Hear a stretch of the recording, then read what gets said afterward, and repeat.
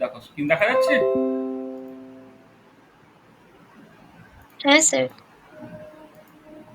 ওইটা আমার গুলিয়ে গেছে, মানে কোন দিনটা কবে, মানে কাদের কোনটা, মানে মঙ্গলবার কোনটা বুধবার কোনটা সেটা একটুখানি কনফিউশন হয়ে গেছে। একই ব্যাপার। আচ্ছা, তাহলে দেখো, তাহলে আজকে মানে আমরা আগের দিন কি আলোচনা করেছি সেটা দিয়ে প্রথমে স্টার্ট করি।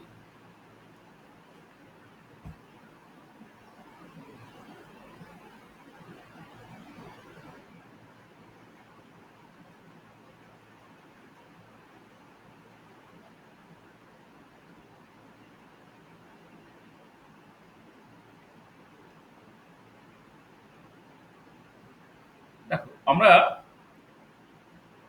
মানে এই কোয়ান্টাম কেমিস্ট্রি 2 তে একটা ক্লাসে আমরা অ্যাঙ্গুলার মোমেন্টাম পড়িয়েছিলাম। সেকেন্ড ক্লাস আমরা পার্টিকেল রোটেটিং এর রিং প্রবলেম পড়িয়েছিলাম। থার্ড ক্লাস আমরা রিজিড রোটার প্রবলেমটা পড়িয়েছিলাম। তারপর আমরা চলে আসছি হাইড্রোজেন অ্যাটম প্রবলেম। তাহলে হাইড্রোজেন অ্যাটম আমরা আগের ক্লাসে হাইড্রোজেন অ্যাটম প্রবলেমটাকে ইন্ট্রোডিউস করেছিলাম।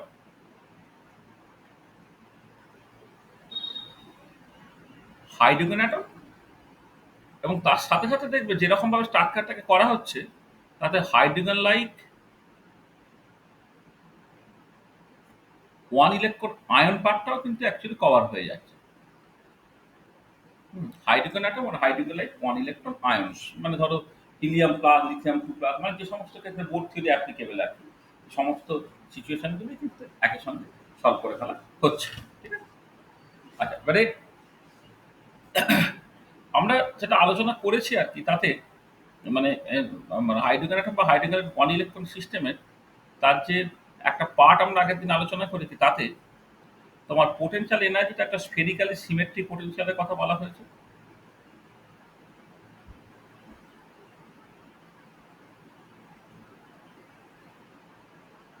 হাইড্রোজেন অ্যাটম প্রবলেমের ক্ষেত্রে স্ফেরিক্যালি সিমেট্রিক পোটেনশিয়াল তুমি পাও, কারণ এক্ষেত্রে ইলেকট্রনের সংখ্যা যেহেতু একটাই, তাহলে এই নিউক্লিয়াস যদি প্লাস জেড ইন্টু ই হয় আর ইলেকট্রনটা যদি ই হয়, যে নিউক্লিয়াসকে কেন্দ্র করে আর দূরত্বের একটা রেডিয়াস ইলেকট্রনটা বেসিক্যালি ঘুরছে, এটাই ওয়েভ মেকানিক্যাল মডেল। তুমি জাস্ট ভাবতে পারো যে যদি নিউক্লিয়াসকে কেন্দ্র করে তুমি একটা আর রেডিয়াসের স্ফিয়ার কনসিডার করো, তাহলে তার সারফেসে সর্বোচ্চ পোটেনশিয়াল এনার্জিটা একই, এবং সেই যে পোটেনশিয়াল এনার্জি সেটাকে এসআই ইউনিটে করো তুমি minus Z square by 4 pi epsilon 0 R, মানে এখানে পোটেনশিয়াল যেটা শুধুমাত্র আর এর ফাংশন, কোনো অ্যাঙ্গেলের উপর ডিপেন্ডেন্সি নেই।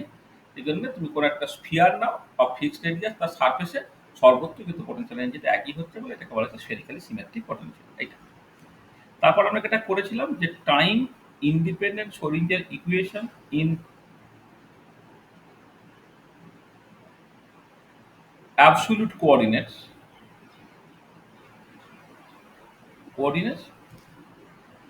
absolute Cartesian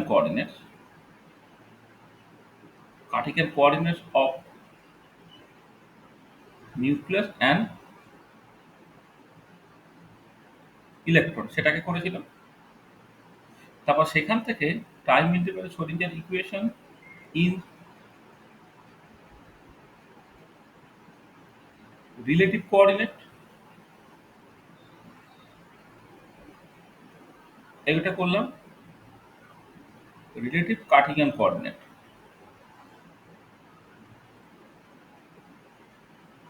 এটা করেছি মানে অ্যাবসলিউট কোঅর্ডিনেট টার্মসে, মানে নিউক্লিয়াসে 3টে কোঅর্ডিনেট ছিল, ইলেকট্রনে 3টে কোঅর্ডিনেট ছিল।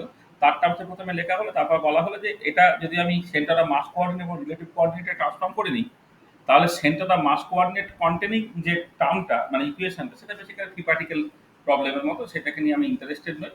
আর রিলেটিভ কোঅর্ডিনেটের টার্মসে যে পার্টটা তুমি পেলে সেই পার্টটা অ্যাকচুয়ালি এটা খুব ইম্পর্টেন্ট, সেটা হচ্ছে ওটা মানে তোমার electron relative movement with respect to the nucleus সেটা বোঝাচ্ছে, সেটা নিয়ে আমরা অ্যাকচুয়ালি ইন্টারেস্টেড।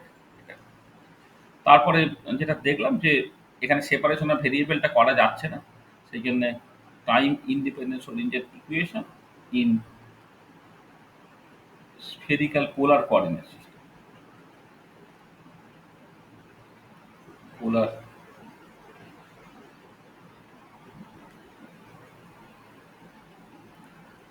কোঅর্ডিনেট সিস্টেম সেটা আমরা দেখেছি। হ্যাঁ, এইটা। তারপরে যেটা করা হলো যে আমরা সেপারেশন অফ ভেরিয়েবলটাকে করেছিলাম।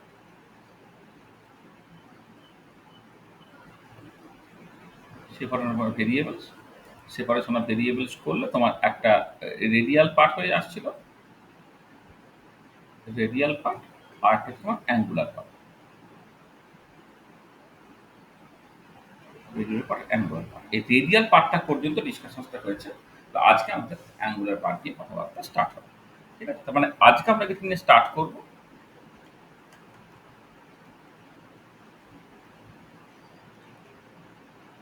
what we want to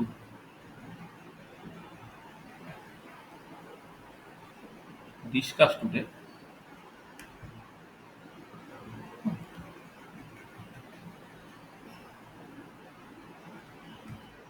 সেটা হচ্ছে তোমার ওই সেকেন্ড পার্টটা, মানে এই যেটা আগের দিন আলোচনা করা হয়েছে সেটা বেসিক্যালি ফার্স্ট পার্টটা।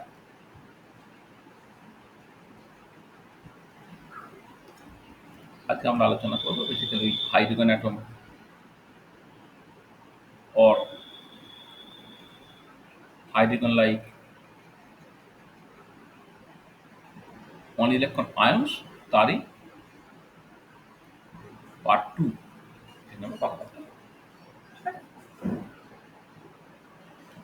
আচ্ছা, দেখো, আমরা তোমার যেখানে শেষ করা হয়েছিল আর কি, তারপর থেকেই একবারে সরাসরি শুরু করছি।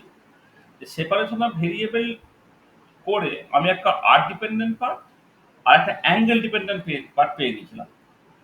আর ডিপেন্ডেন্ট পার্ট যেটা, সেই আর ডিপেন্ডেন্ট পার্টটা কেমন দেখতে ছিল না, আর ডিপেন্ডেন্ট পার্টের যে শোডিঞ্জার ইকুয়েশনটা সেটা দিয়ে আমি স্টার্ট করি। তাহলে তোমার radial part of Schrodinger equation যেটা,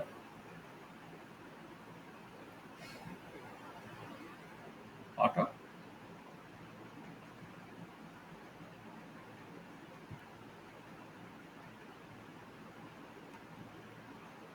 সেটা নিয়ে আগের যে ডিসকাশন কিছুটা হয়েছে সেটা আমরা কমপ্লিট করি, তারপরে অ্যাঙ্গেল ডিপেন্ডেন্ট পার্টে যাবো।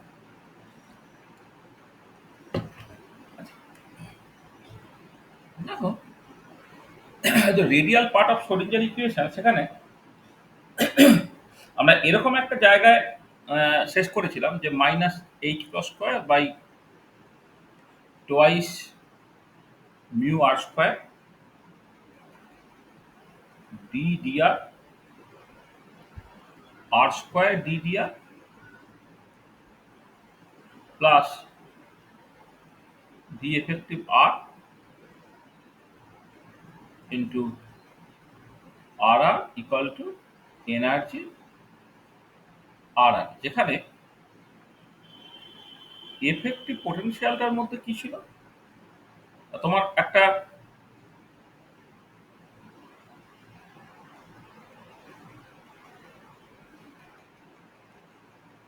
তোমার রোটেশনাল কাইনেটিক এনার্জি টাইপের একটা টার্ম ছিল, আর একটা কুলম্বিক অ্যাট্রাকশন ছিল minus Z square by 4 pi epsilon 0 R ছিল। তার মানে এই পার্টটা তো সাথে যে কুলম্বিক পোটেনশিয়াল তুমি দেখতেই পাচ্ছ। আর L into L plus one H plus square by twice mu R square. হ্যাঁ, এটা দেখো, এটা basically rotational kinetic energy. Rotational kinetic energy হলো এক্ষেত্রে অ্যাঙ্গুলার মোমেন্টাম যে কনস্ট্যান্ট অফ মোশন, সেটা বিহেভস অ্যাজ এ পোটেনশিয়াল, যেটাকে বলা হচ্ছে সেন্ট্রিফিউগাল পোটেনশিয়াল। এটা হচ্ছে বেসিক্যালি তোমার centrifugal potential.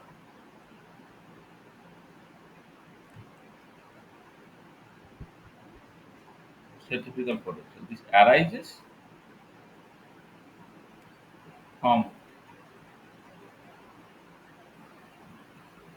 rotational kinetic energy, but it behaves as a potential. এটাকে সেন্ট্রিফিউগাল পোটেনশিয়াল বলে। পোটেনশিয়ালের মতো কেন বিহেভ করছে, কারণটা কিছুই না। দেখো, কাইনেটিক এনার্জি হচ্ছে তোমার মোমেন্টামের ফাংশন, আর পোটেনশিয়াল এনার্জি হচ্ছে পজিশনের ফাংশন। এবার হাইড্রোজেন অ্যাটম বা হাইড্রোজেন লাইট ওয়ান ইলেকট্রন সিস্টেমের ক্ষেত্রে না, অ্যাঙ্গুলার মোমেন্টামটা হচ্ছে কনস্ট্যান্ট। এই যে উপরে যেটা লেখা আছে এল ইন্টু এল plus one H plus square, সেটা হচ্ছে হাইড্রোজেন অ্যাটম প্রবলেমের ক্ষেত্রে টোটাল অ্যাঙ্গুলার মোমেন্টামের স্কোয়ারটা। সেটা যেহেতু কনস্ট্যান্ট কোয়ান্টিটি, সেই জন্য এফেক্টিভলি রোটেশনাল কাইনেটিক এনার্জিটা সেটা কিন্তু ওই মোমেন্টামের উপর ডিপেন্ড না করে পজিশনের উপর ডিপেন্ড করছে। সেই জন্য যদিও ওটা একটা kinetic energy, but it behaves as a potential, এটাকে বলা হচ্ছে সেন্ট্রিফিউগাল পোটেনশিয়াল। হ্যাঁ, আর সেকেন্ড যে পার্টটা, এটা হচ্ছে suddenly কুলম্বিক potential.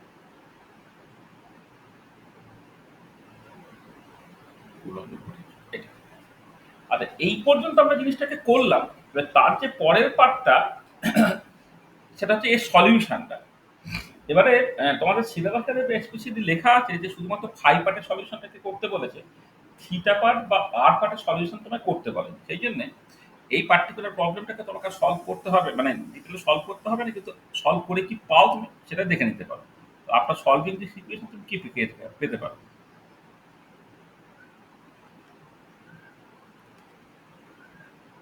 Solving situation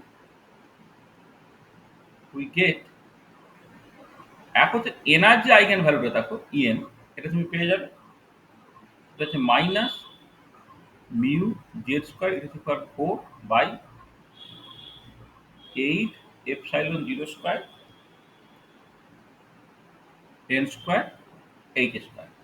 After solving the equation, we get minus mu z square to the power 4/8 epsilon 0 square n square h square with n equal to 1 2 3 dot dot dot.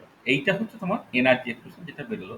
এবং এই energy এক্সপ্রেশনটা তোমাদের মনে আছে কিনা দেখো, যে bore theory থেকে যে এনার্জি এক্সপ্রেশনটা পাওয়া গেছে সেটা এক্স্যাক্টলি এটাই।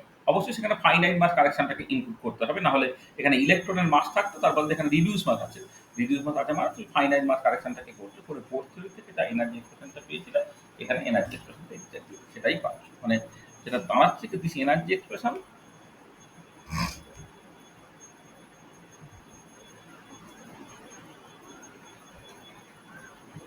energy expression is exactly the same to that which is obtained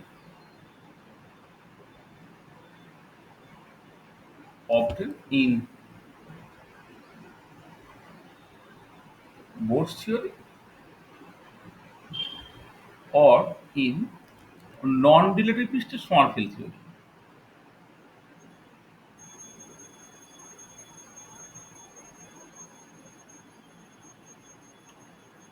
মানে যদি রিলেটিভিস্টিক স্মল ফিল্ড থিওরিতে যাও তাহলে কিন্তু এনার্জিটা প্রিন্সিপাল কোয়ান্টাম না এন এর সাথে সাথে অ্যাজিমুথাল কোয়ান্টাম না এল এর উপর ডিপেন্ড করে। কিন্তু নন রিলেটিভিস্টিক স্মল ফিল্ড থিওরিতে বা বোর থিওরিতে যদি তুমি দেখো তাহলে এনার্জিটা শুধুমাত্র প্রিন্সিপাল কোয়ান্টাম এন এর উপর ডিপেন্ড করে, এবং সেক্ষেত্রে এনার্জি এক্সপ্রেশনটা এখানে যে এনার্জি এক্সপ্রেশন তার সঙ্গে পুরোপুরি সমান। এটা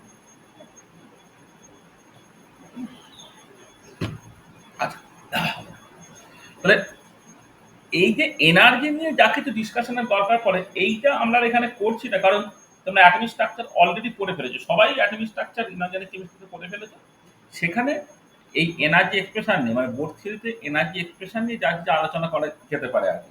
তোমার ধরো রিডবার্গ ইকুয়েশন, ফ্রিকোয়েন্সির এক্সপ্রেশন বের করা, আয়নাইজেশন পোটেনশিয়াল বের করা, বিভিন্ন সিরিজগুলোকে এক্সপ্লেন করা, সব যে আলোচনাগুলো আছে সেইগুলো আর এখানে নতুন করে করার দরকার পড়ছে না, কারণ এটা তোমার অলরেডি জানা আছে।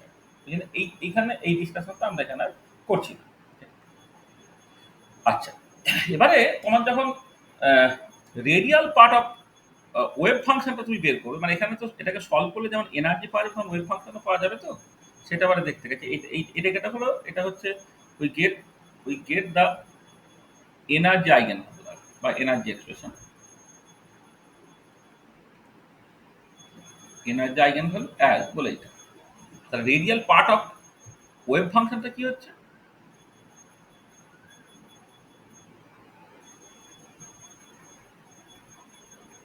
আচ্ছা এখানে কিন্তু ওই বললাম যে সলিউশনটা আমার সিলেবাসে নেই। তাহলে আমরা একদম রেডিয়াল পার্ট মানে তার একদম সরাসরি এক্সপ্রেশনটাকে বসাবো। সেটা হচ্ছে দুটো কোয়ান্টাম না এন এবং এল এর উপর ডিপেন্ড করে। এখানে রেডিয়াল পার্ট কিন্তু প্রিন্সিপাল কোয়ান্টাম এন এর সাথে সাথে অ্যাজিমুথাল কোয়ান্টাম এল এর উপরেও ডিপেন্ড করে এটা। আর এর একটা কমপ্লিকেটেড এক্সপ্রেশন আছে, সেই এক্সপ্রেশনটা মনে থাকবে না, কিন্তু আমি জাস্ট লিখে দিচ্ছি। হ্যাঁ, তোমরা ওই মানে কি বলবো ওটা, মানে জাস্ট মানে মনে রাখা না রাখা সমান আর কি, মানে করতে পারো আর N minus L minus one সেটা ফ্যাক্টোরিয়াল ডিভাইডেড বাই, মানে মনে থাকবে না, জাস্ট কমপ্লিটনেসের জন্য লিখে দেওয়া হবে 2n into n plus one factorial, এটা n প্লাস ওয়ান ফ্যাক্টোরিয়াল যেটা সেই পার্টটার পাওয়ার হচ্ছে তোমার 3 হয়ে যায়, পুরোটা আবার পাওয়ার হাফ হয়ে গেল, এটা বেশি নর্মালাইজেশন কনস্ট্যান্ট হয়ে যাচ্ছে, ঠিক আছে।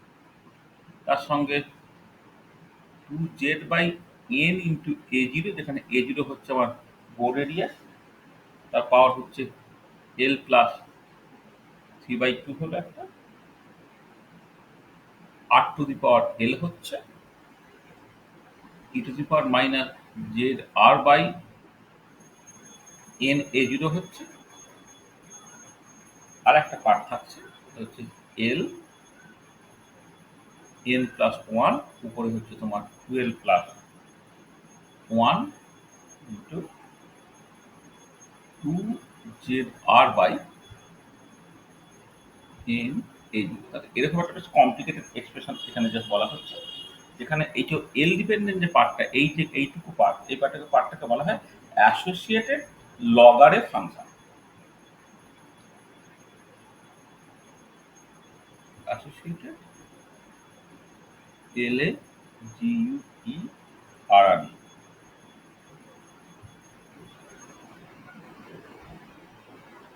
এটা যে অ্যাসোসিয়েটেড লগারে ফাংশন।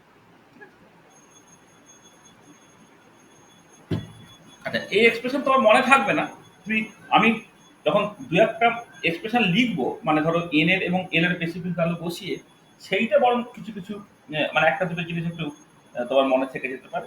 ধরো তুমি এন এর ভ্যালু যখন 1 বললে, তখন তার এল এর পসিবল ভ্যালু 0 হতে পারে। তুমি জানো যে মানে এল এর যে পসিবল ভ্যালুগুলো সেটা কি হয়, সেটা হচ্ছে 0 থেকে শুরু করে আপ টু এন পর্যন্ত হতে পারে। আর তাহলে যখন সরি n-1 পর্যন্ত হতে পারে, এন এর ভ্যালু যখন 1, তখন এল এর ভ্যালু 0, এবং সেই তখন তোমার r10, অর্থাৎ radial part of the wave ফাংশনটা, এই টোটাল এক্সপ্রেশনে যদি তুমি এন এর জায়গায় 1 এবং এল এর জায়গায় 0 বসাও, যে উত্তরটা বেরোবে সেটা হচ্ছে 2 ইন্টু z/a0, তার পাওয়ার হচ্ছে তোমার 3/2 into e to the power minus zr/a0। আচ্ছা, এবারে এন এর ভ্যালু ধরো তুমি 2 যখন করলে এল এর ভ্যালু 0 হতে পারে, আর এল এর ভ্যালু 1 হতে পারে। তাহলে n ইকুয়াল টু 2 আর l ইকুয়াল টু যখন 0 হচ্ছে, তখন যে radial part of the wave ফাংশনটা r20, এটা সেটা বেরোয় হচ্ছে 1/√2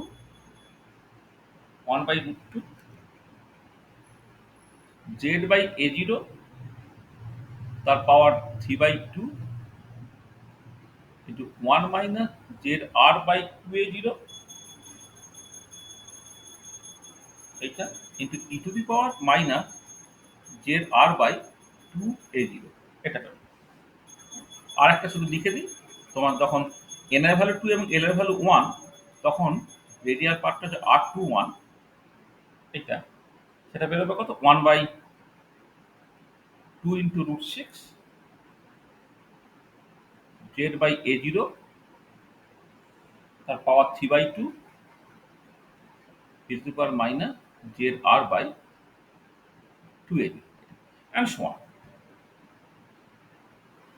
এগুলো আবার কিছুই মনে থাকবে না, হ্যাঁ। পরে যখন রেডিয়াল পার্ট এবং অ্যাঙ্গুলার পার্ট মিশে গিয়ে ওভারঅল ওয়েভ ফাংশনটা হবে, সেখান থেকে তবু দু একটা জিনিস তোমার মনে থাকতে পারে, কিন্তু আদারওয়াইজ দেখবে এসব এমনিতে মনে থাকবে না, হ্যাঁ। বুঝে আসছে কনফিডেন্সের জন্য এটাকে বলা আছে।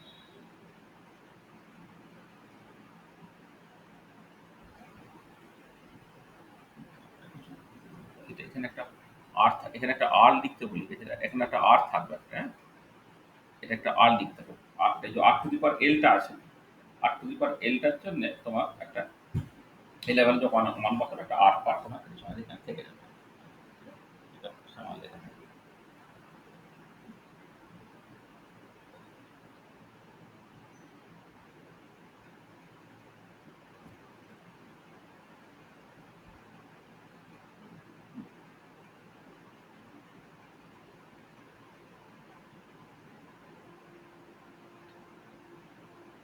দেখ এরকম একটা কিছু হবে।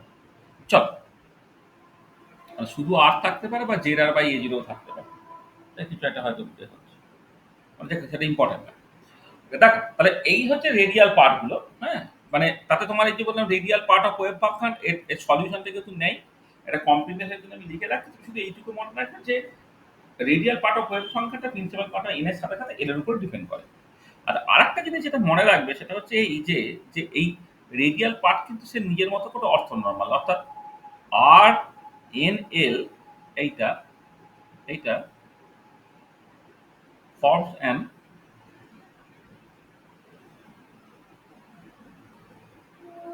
অর্থনর্মাল সেট। মানে ব্যাপারটা কিরকম, ধরো তুমি দুটো ফাংশন নিলে, ইন্টিগ্রাল আবার অল স্পেস করলে, একটা ফাংশন নিলে যেখানে ধরে নাও principal quantum N, azimuthal quantum number L, আর একটা ফাংশন দিলে যেখানে প্রিন্সিপাল কোয়ান্টাম নাম্বার ধরে নাও N prime, azimuthal quantum number L prime, তা কমপ্লেক্স কনজুগেট করলে করে তুমি এখানে ভলিউম এলিমেন্টটা না এই পার্টিকুলার কেসে হবে যেটা মানে আর স্কোয়ার ডিআর হবে, মানে রেডিয়াল পার্টটা যদি শুধুমাত্র কনসিডার করো তাহলে এখানে তোমার এটা হবে আর স্কোয়ার ডিআর, এবং যেখানে আরটা হচ্ছে জিরো থেকে ইনফিনিটি পর্যন্ত।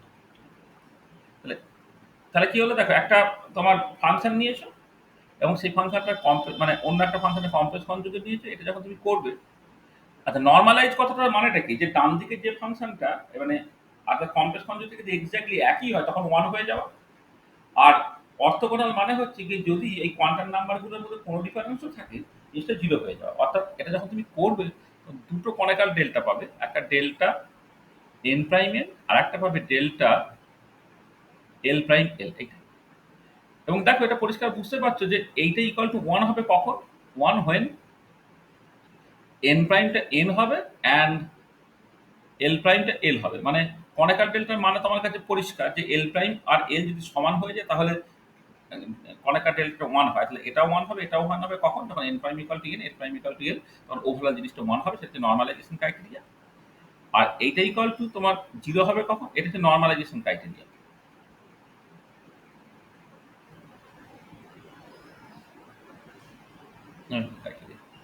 আর এটা কিন্তু জিরো হবে কখন না, যখন তোমার N prime not equal to N হবে and or L prime not equal to N হবে। অর্থাৎ তোমার দুটোর মধ্যে দুটোই আলাদা হতে পারে, অথবা যে কোনো একটা আলাদা হলেও চলবে।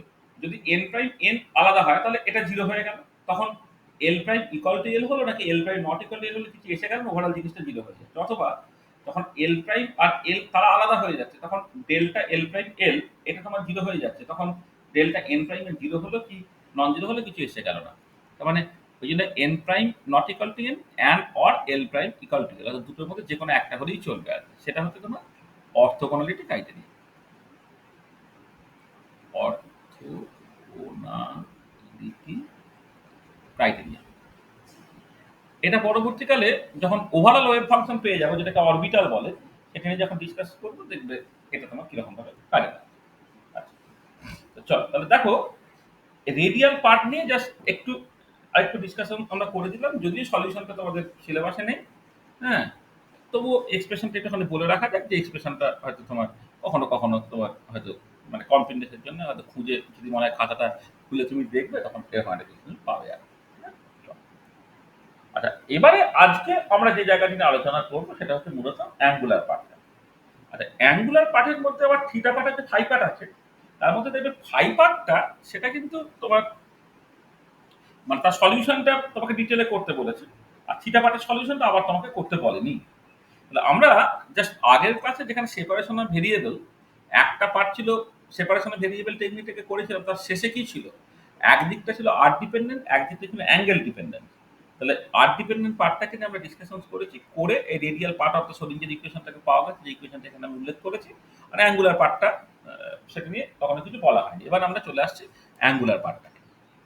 চল তাহলে অ্যাঙ্গুলার পার্টটা কেমন দেখতে, অ্যাঙ্গুলার পার্ট অফ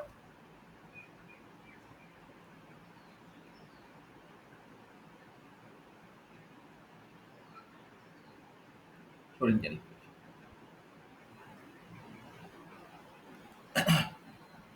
কি ছিল। দেখো তুমি খাতাটাকে খুললেই বুঝতে পারবে, minus one by sine theta del del theta sine theta del del theta plus 1/sin² del 2 by del phi square এইটা সেইটা y থিটা ফাই তার উপরে কাজ করে কি দিচ্ছে তোমার? আমি ডান দিকটা লিখেছিলাম l into l plus 1 into y theta phi. ওই যে left hand side equal to right hand side equal to একটা কনস্ট্যান্ট, সে constant l into l plus 1 লিখেছে যেহেতু, তাহলে ওভারঅল ইকুয়েশনটা তোমার এরকম দেখতে। আচ্ছা, এবারে এই যে ইকুয়েশনটা তুমি একটুখানি খেয়াল করো যে যদি তুমি মানে এই ইকুয়েশনটা তোমার চেনা লাগছে কিনা দেখো। কেননা আমরা যখন প্রথমে পড়াবো বলেছিলাম তখন বলেছিলাম যে তুমি টপ আপ অ্যাপ্রোচও করতে পারো, বটম ডাউন অ্যাপ্রোচও করতে পারো। তোমাকে তিনটে যে প্রবলেম করতে হবে, পার্টিকেল রোটেটিং এর রিং, রিজিড রোটার প্রবলেম এবং হাইড্রোজেন অ্যাটম প্রবলেম। এই তিনটে প্রবলেম হচ্ছে প্রথমে পার্টিকেল রোটেটিং এর রিং, তার উপরে আছে রিজিড রোটার, তার উপরে আছে হাইড্রোজেন অ্যাটম, বা উল্টো থেকে হাইড্রোজেন অ্যাটম থেকে তুমি স্টার্ট করো। হাইড্রোজেন অ্যাটম, তারপরে হচ্ছে তোমার রিজিড রোটার, তারপরে হচ্ছে তোমার পার্টিকেল রোটেটিং এর রিং প্রবলেম। এইখান থেকে প্রথমে ২-৩ টে জিনিস আমরা ডিসকাস করে নিই। তারপরে সেপারেশন অফ ভেরিয়েবলটা করব বা আগে আমরা করেছিলাম সেখান থেকে জাস্ট ফাইনাল কনক্লুশনটাকে বলে দেব। দেখো এই যে ইকুয়েশনটা তুমি পেলে, এই ইকুয়েশন না দুদিকে h ক্রস স্কয়ার দিয়ে গুণ করে দাও। তাহলে দেখো মাল্টিপ্লাই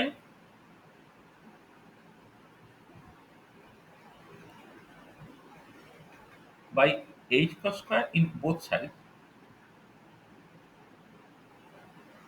কি হচ্ছে দেখো, এটা হচ্ছে minus h cross square into 1/sin θ del θ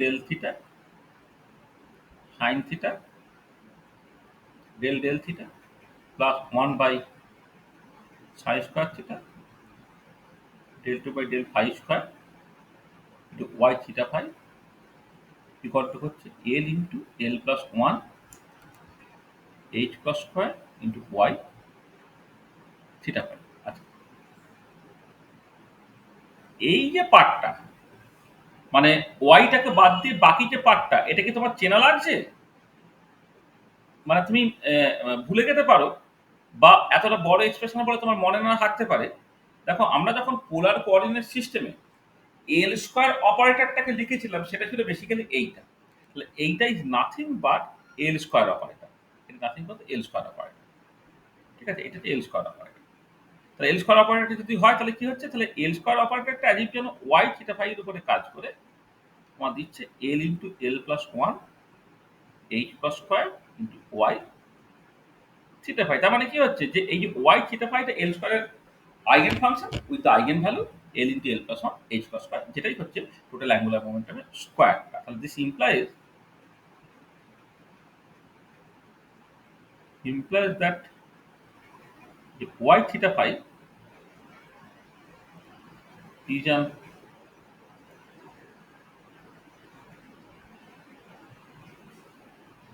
eigenfunction of L square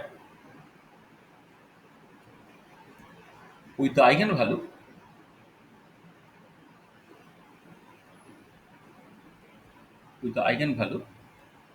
L into L plus 1 H cos square। তাহলে hence L square এর ভ্যালুটা হচ্ছে L into L plus 1 H cos square, অথবা তুমি L এর ম্যাগনিটিউডটাকে বের করো, সেটা কত বেরোবে দুটো করো L into L plus 1 into H cos।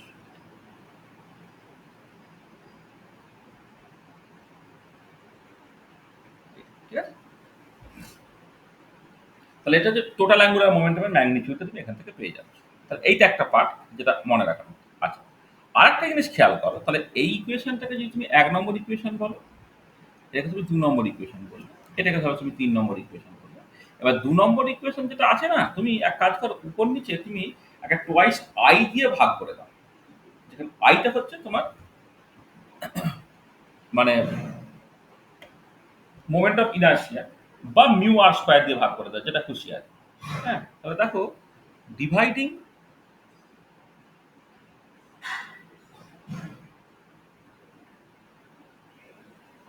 both sides of equation 2 by twice I, we get minus h cos square by twice I 1 by sin theta del theta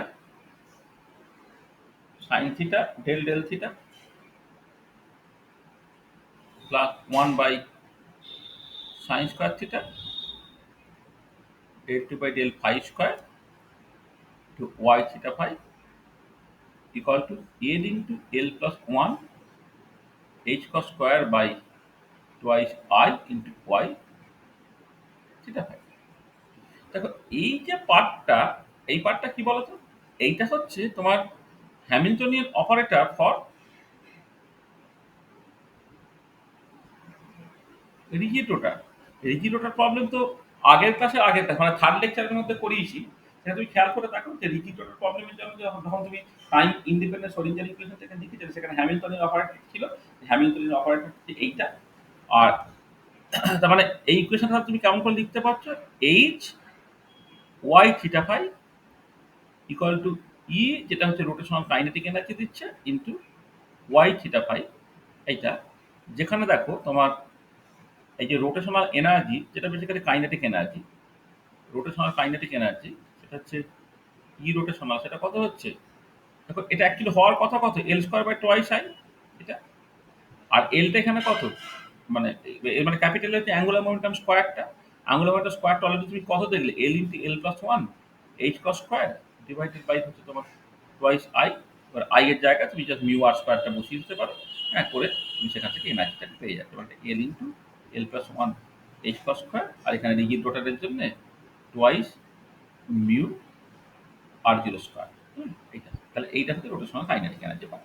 আর ওখানে হয়তো জে দিয়ে লেখা হয়েছে, এখানে শুধুমাত্র এল দিয়ে লেখা হয়েছে। দেখো ওভারঅল ব্যাপারটা কিন্তু অ্যাকচুয়ালি একই। ঠিক আছে? তাহলে এই যে ধরো এটা ৪ নম্বর ইকুয়েশন, এটা ধরো ৫ নম্বর ইকুয়েশন, ইত্যাদি ইত্যাদি কত করে। এই যে ৪ নম্বর ইকুয়েশনটা দেখো জাস্ট রিজিড রোটারের জন্য শ্রোডিঞ্জার ইকুয়েশনটা। এবারে তার মানে আমরা যখন রিজিড রোটার প্রবলেম সলভ করেছিলাম, রিজিড রোটার প্রবলেম যখন সলভ করেছিলাম বেসিক্যালি এই জায়গাতেই সলিউশন স্টার্ট করতে হয়েছিল। মানে রিজিড রোটার প্রবলেম যেটা থার্ড লেকচারে আমরা বলেছি, আমাদের স্টার্টিং ইকুয়েশন ছিল এইটা। এবারে আমরা বলেছিলাম যে যখন এই ইকুয়েশনটা তুমি পেয়ে গেলে, এই ইকুয়েশনটা যদি সলভ করতে হয় তাহলে প্রথমে যেটা করতে হবে তোমার সেপারেশন অফ ভেরিয়েবল টেকনিকটাকে ব্যবহার করতে হবে।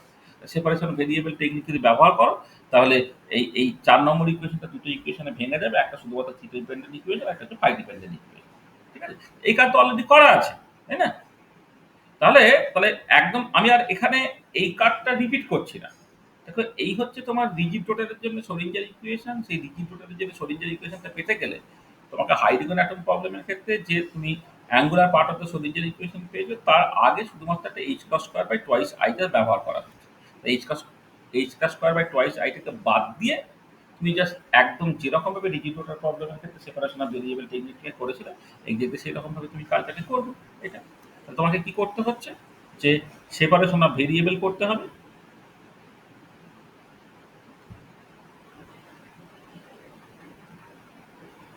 সেপারেশন অফ ভেরিয়েবলস, তাতে ওয়াই থিটা ফাইটাকে তোমাকে জাস্ট এই theta theta into five five এরকম ভাবে লিখতে হচ্ছে। লিখে সেটাকে তুমি ৪ নম্বর ইকুয়েশনে বলো বা ওদিকে তোমার ১ নম্বর ইকুয়েশনে বসিয়ে দাও। হ্যাঁ, বসিয়ে দিলে আলটিমেটলি কি পাবে? তাই কাজটা করে দিচ্ছি না, কারণ এই কাজটা অলরেডি আমাদের করা আছে রিজিড রোটার প্রবলেমের ক্ষেত্রে। মানে রিজিড রোটার প্রবলেমের ক্ষেত্রে theta part phi part separate করাটা অলরেডি করা আছে। তাহলে হাইড্রোজেন অ্যাটম প্রবলেমের ক্ষেত্রে আমি আর পার্ট আর অ্যাঙ্গেল পার্ট আলাদা করে ফেললাম। সেই অ্যাঙ্গেল পার্টটাকে নিয়ে আর ফার্দার কিছু বলার দরকার নেই। অ্যাঙ্গেল পার্টটা মানে অ্যাঙ্গেল পার্টটা মানে অ্যাঙ্গেল ডিপেন্ডেন্ট পার্টটা এটা। মানে অ্যাঙ্গুলার পার্টটা। সেই অ্যাঙ্গুলার পার্টটাকে তুমি সেপারেশন অফ ভেরিয়েবল টেকনিকে একই রকম ভাবে করতে পারবে। ঠিক আছে? তা করে তুমি আলটিমেটলি কি পাবে? আর যদি তুমি করো তাহলে কি এটা দেখতে পাবে যে after separation of variable technique আমরা দুটো শ্রোডিঞ্জার ইকুয়েশন পাচ্ছি। তাহলে আফটার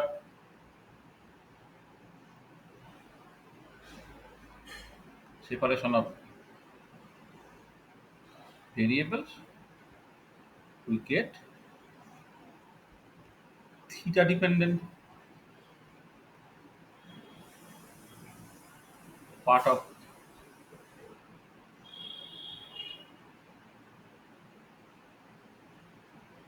Schrodinger equation একটা। Theta dependent part of Schrodinger ইকুয়েশনটা তুমি জাস্ট এইরকম করে লিখতে পারো। ধরো 1 বাই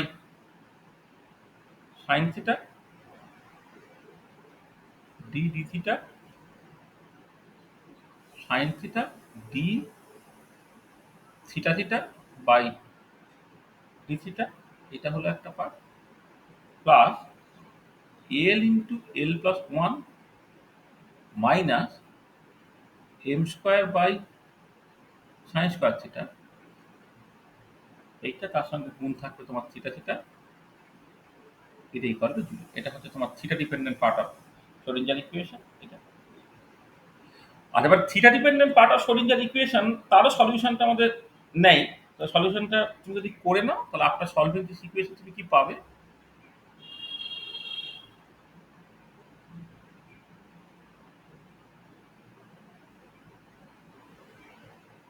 পাবো না,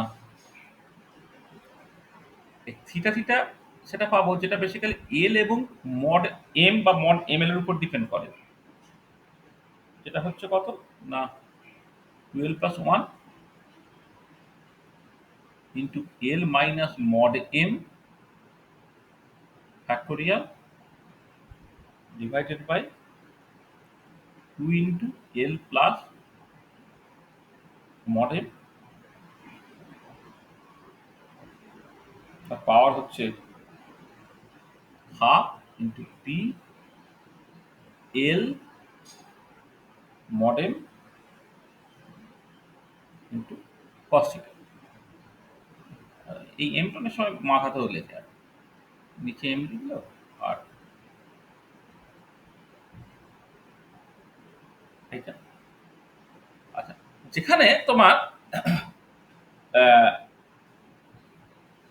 এই যে পি এল এম যে পার্টটা, পি এল মডেম এই যে পার্টটা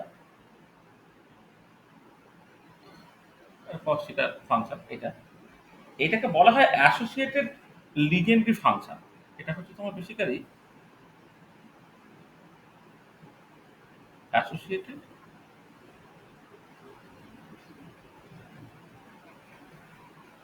লিজেন্ডারি ফাংশন। তার ফর্মটা এরকম দেখতো, 1 মাইনাস কস স্কোয়ার থিটা, তার পাওয়ার হচ্ছে mod m by 2 d mod m by d cos power m theta into p l cos theta, যেখানে আবার পি এল কস থিটা যেটা, এটাকে বলা হয় তোমার লিজেন্ডারি পলিনোমিয়াল।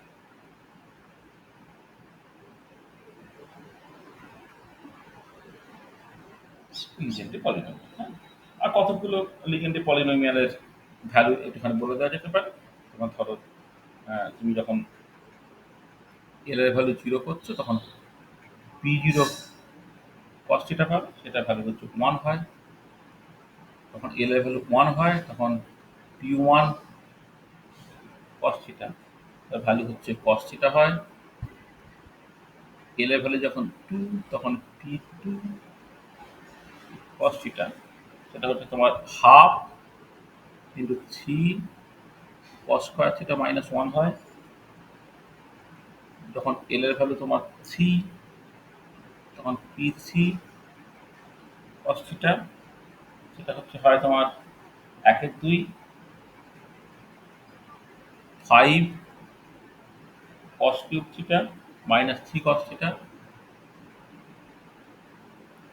এলিকালে যখন 4 তখন p4 cos থিটা, সেটা হচ্ছে 1/8 35 cos two the power 4 theta minus 30 cos square theta plus 3। মানে বেসিক্যালি কতগুলো তোমার লিজেন্ডারি পলিনোমিয়াল, যেটাকে লিজেন্ডারি পলিনোমিয়ালের ভ্যালু আমি বলে দিলাম।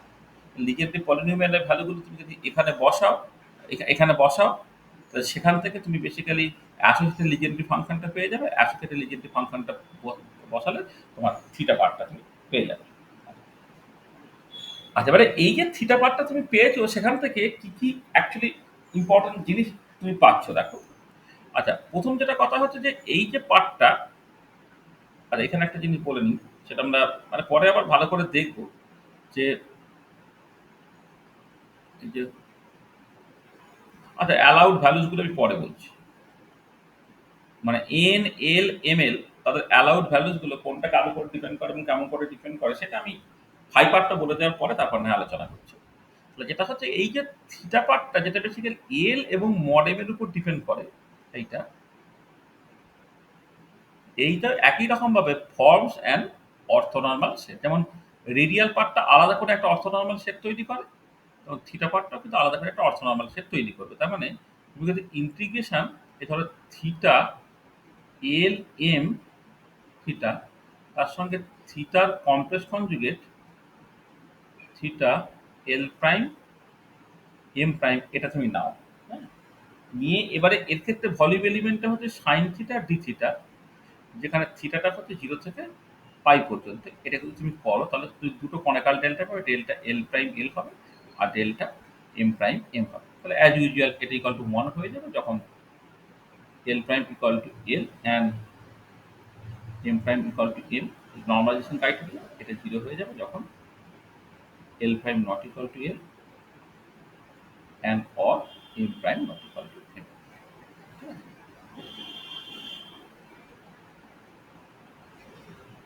তাহলে এটা হচ্ছে তোমার থিটা ডিপেন্ডেন্ট পার্টটা নিয়ে আমি জাস্ট কথাবার্তা বললাম।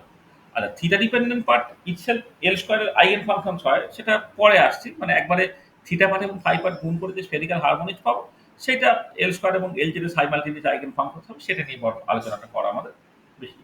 মানে পরে আমরা সেটা নিয়ে মানে মানে আরেকটু পরে সেটা নিয়ে আলোচনা করব। দেখো তাহলে এই যে থিটা ডিপেন্ডেন্ট পার্টটা যেটা ছিল মানে অ্যাঙ্গুলার পার্টটা এখন সলভ করছো, তোমার একটা থিটা ডিপেন্ডেন্ট পার্ট থাকবে, একটা ফাই ডিপেন্ডেন্ট পার্ট থাকবে, একটা থিটা ডিপেন্ডেন্ট পার্টটা আমরা পেয়ে গেলাম। আর কি? আচ্ছা, এবারে যেটা দরকার যে phi dependent part. Phi dependent পার্টটা কি হচ্ছে?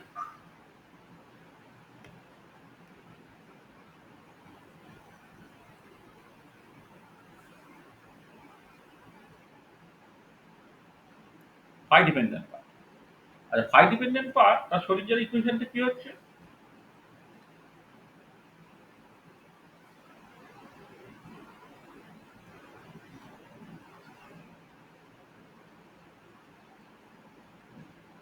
ফাই ডিপেন্ডেন্ট পার্ট অফ শরীরের ইকুয়েশনটা সেটা আবার দু জায়গায় তোমরা করেছো। একটা হচ্ছে রিজিড রোটার, সেটাকে সলভ করতে গিয়ে থিটা পার্ট ফাই পার্ট আলাদা হয়েছে, সেখান থেকেও তুমি পেয়েছো। বা পারিকারিনের রিং প্রবলেমের ক্ষেত্রেও তুমি phi dependent part of the শরীরের ইকুয়েশনটা পেয়েছো। এটা কেমন দেখছে? হ্যাঁ, একবারে যদি লেখো d two phi phi by d phi square এটা plus m square phi phi actually equal to 0। এইটা থিটা ডিপেন্ডেন্ট পার্ট অফ শরীরের ইকুয়েশন। আচ্ছা, এর সলিউশনটা আমরা অলরেডি ডিসকাস করেছি। তাহলে এর ডিটেল সলিউশনটা তোমাকে করতে হবে।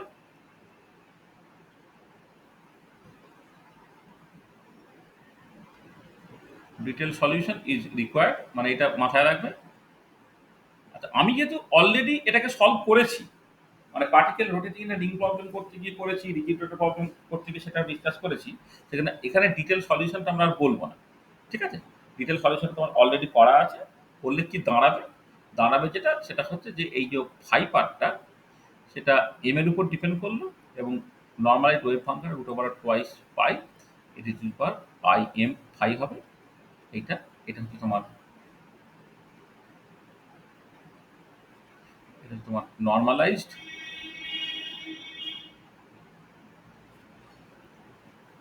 Phi part of wave function, যেখানে এম এর যে অ্যালাউড ভ্যালুটা ছিল 0 plus minus 1 plus minus 2 plus minus 3 dot dot. তো দেখো তাহলে এইখানে এই যে এম এর অ্যালাউড ভ্যালুস গুলো বের করা, তারপরে হচ্ছে নরমালাইজেশন কনস্ট্যান্ট গুলোকে বের করা, এইগুলো কিন্তু অলরেডি পার্টিকেল রোটেটিং রিং বা রিজিড রোটার প্রবলেমের ক্ষেত্রে করেছি বলে আমি আর এটাকে নিয়ে কোনো কথাবার্তা বললাম না। আমি একবার নরমালাইজড ওয়েভ ফাংশনটা পেয়ে গেলে এটা 1/√/2 এর আইএম 5 এটা। ঠিক আছে? আচ্ছা, এবারে তুমি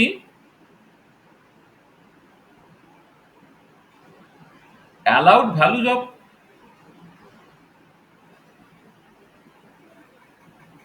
principal quantum number n equal two কত? 1 থেকে শুরু, 1 2 3 4 যে কোনো ইন্টিজার। আচ্ছা, এবারে দেখা যাবে যে অ্যাজিমুথাল কোয়ান্টাম নাম্বার যেটাকে এল বলা হচ্ছে, অ্যাজিমুথাল কোয়ান্টাম নাম্বার এলটা তার ভ্যালুটা মানে কোনো একটা গিভেন এন এর জন্য 0 থেকে শুরু 0, 1, 2, 3 থেকে শুরু করে আপ টু এন পর্যন্ত। মানে এল এর ভ্যালু হচ্ছে আপ টু n-1 পর্যন্ত। মানে এলটা হচ্ছে 0 থেকে শুরু করে আপ টু n-1 পর্যন্ত তোমার যাবে। ধরো ফর এক্সাম্পল তুমি যদি এর সরি এন এর ভ্যালু 1 নাও, তখন এল এর ভ্যালু হচ্ছে তোমার 0 হচ্ছে। এন এর ভ্যালু যদি 2 নাও, এল এর ভ্যালু কিন্তু 0, 1 এই দুটো থাকবে। n ইকুয়াল টু 3 নিলে এল এর ভ্যালুটা 0, 1, 2 থাকবে। n এর ভ্যালু 4 নিলে সেটা হচ্ছে l equal to 0, 1, 2, 3 and so on. আচ্ছা, এবারে এল এর ভ্যালুর উপরে নির্ভর করে কিন্তু তোমার এই মানে অরবিটালের নামকরণটা হয়। ধরো এল ইকুয়াল টু 0 মানে এটাকে বলা হবে এস অরবিটাল। আমি অরবিটাল কি পরে বলছি, S orbital. L equal to 1 হলে সেটা হচ্ছে তোমার P orbital. L equal to 2 হলে সেটা ডি অরবিটাল। এল ইকুয়াল টু 3 হলে সেটা হচ্ছে তোমার এফ অরবিটাল, ইত্যাদি ইত্যাদি। এখানে এই এস টার্মটা এসছে তোমার 60 থেকে, পিটা এসছে তোমার প্রিন্সিপাল থেকে, ডিটা এসছে ডিফিউজ থেকে, এফটা এসছে তোমার ফান্ডামেন্টাল। তাহলে অ্যাজিমুথাল কোয়ান্টাম নাম্বারটা কিন্তু তোমার প্রিন্সিপাল কোয়ান্টাম নাম্বার এর উপর ডিপেন্ড করছে এবং কেমন করে সেটা তুমি দেখলে। আর allowed values of magnetic orbital quantum number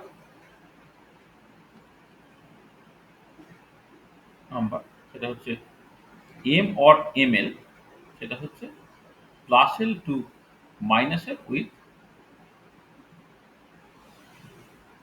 unit interval. তার মানে সেটা হবে তোমার ধরো 0, +-1, +-2 করে আপ টু তোমার +-n পর্যন্ত।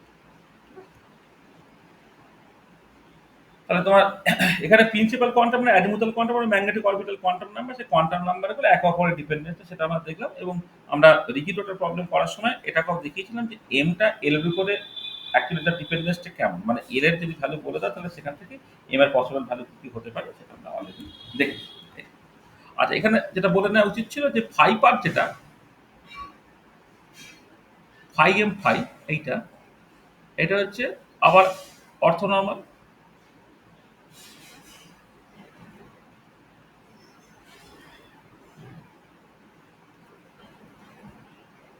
এটা ফর্মস অ্যান অর্থনর্মাল সেট।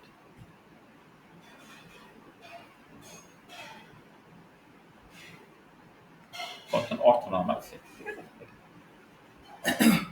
তার মানে তুমি যদি ইন্টিগ্রেশন 0 থেকে এখানে ফাইটা 2 পাই পর্যন্ত নিতে হবে। ধরো ফাই এম ফাই, আর এখানে phi m prime star phi কিন্তু ডি ফাই, এটাকে করো তুমি পাবে হচ্ছে ডেল্টা এম প্রাইম এম। তাহলে এটা ইকুয়াল টু 1 হয়ে যাবে যখন m prime equal to m, এটা ইকুয়াল টু 0 হয়ে যাবে when m prime not equal to. তাহলে আমরা কি পেলাম? আমরা দেখো যেটা পেলাম সেটা বেসিক্যালি হচ্ছে রেডিয়াল পার্ট আলাদা করে পেয়েছি, থিটা পার্ট আলাদা করে পেয়েছি, ফাই পার্ট আলাদা করে পেয়েছি। এবার তিনটাকে গুণ করে ফেলে যেটা বেরোবে সেটা ওভারঅল ওয়েভ ফাংশন। তার মানে ওভারঅল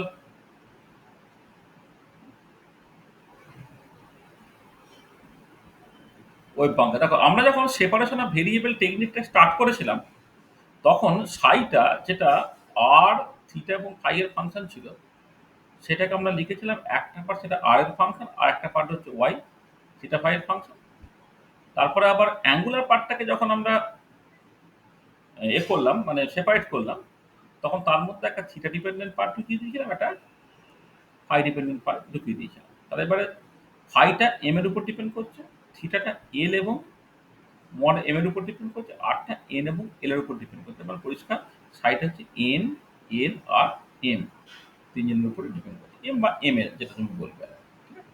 মানে পরবর্তীকালে যেহেতু ম্যাগনেটিক স্পিন কোয়ান্টাম নাম্বার আসবে, ম্যাগনেটিক অরবিটাল কোয়ান্টাম নাম্বার আর ম্যাগনেটিক স্পিন কোয়ান্টাম নাম্বারকে সেপারেট করার জন্য একটাকে এমএল আর একটাকে এমএস বলা হয়। এখানে এখানে তুমি এখন থেকে চাইলে এটাকে এমএল বলে লিখতে পারো। এটা এমএল বললাম, এটাকে এমএল বললাম, এটা সেভাবে লিখতে হবে।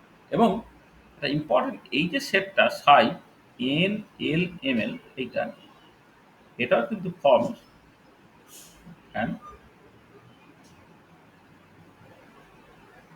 অর্থোনর্মাল সেট। মানে ব্যাপারটা কিরকম দেখো, তুমি যদি ইন্টিগ্রাল বা অল স্পেস করো, কারণ অল স্পেস মানে হচ্ছে আরটা তোমার 0 থেকে ইনফিনিটি পর্যন্ত, থিটাটা হচ্ছে 0 থেকে পাই পর্যন্ত, আর ফাইটা হচ্ছে 0 থেকে 2 পাই পর্যন্ত।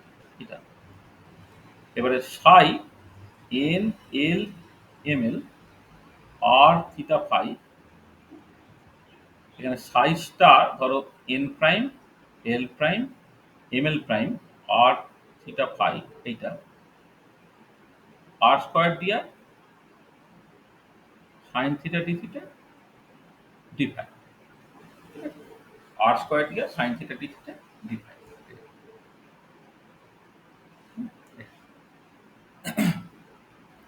মানে এখানে মানে এটা আমরা ওই যখন কার্টিগান থেকে পোলার ট্রান্সফরমেশন থেকে করিয়েছিলাম, তখন দেখবে পোলার মানে স্ফেরিক্যাল পোলারে ভলিউম এলিমেন্টটা হচ্ছে আর স্কোয়ার দিয়া sine theta d theta d phi. এইটা তো এই পার্টটাকে যখন তুমি কষবে, দেখো এইটাকে আমি নেক্সট পাতায় যাচ্ছি আর কি, যেটা তুমি করছো দেখো যে এইটাকে যখন তুমি লিখছো, এখানে ইন্টিগ্রেশন আরটা 0 থেকে ইনফিনিটি, থিটাটা 0 থেকে পাই, ফাইটা 0 থেকে 2 পাই।